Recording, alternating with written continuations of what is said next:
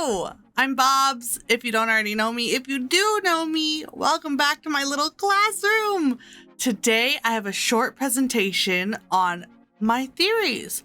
My theories on the lost giants of Minecraft and the story they've left behind. There's an interesting mob that used to be in Minecraft all the way back in Indeb, or the third phase of Minecraft's developmental phases. The giant was a strange mob that, although looked like a zombie, they wouldn't burn in sunlight or react to other stimuli that a zombie would. They were a unique mob to Minecraft that's only left as an empty husk, no AI and no reaction to anything when manually spawned in, but they are undoubtedly a part of Minecraft's story, and I'm here to prove this. Giants can't naturally spawn in-game. A player must manually type in a command to spawn them in. This means to me that the giant as a creature is extinct. The giant is part of the history of the world the player spawns in.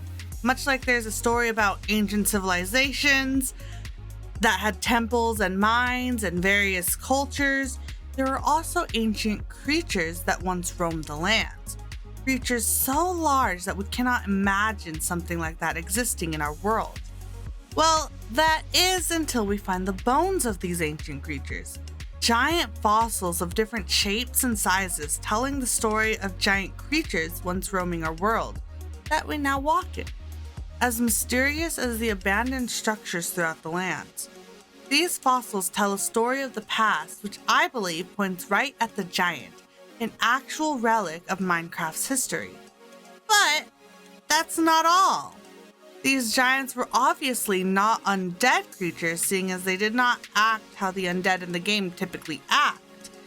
Although we may never know how they would actually have been implemented if they would be fully added into the game, I'm sure they wouldn't be considered undead creatures. In fact, I think that what proves this to me is that there's evidence of their souls continuing on in-game as an undead creature. Ghasts. Giant floating ghost-like creatures floating through hell, or, well, the nether. Yes, I believe that giants once roamed the lands alongside the ancient people that came before us, possibly even before them, so long ago that their bodies have become giant fossils underground, and their souls have gone off to eternally cry out in the fiery depths of the nether. But of course, these are just my theories on the matter, so what are yours?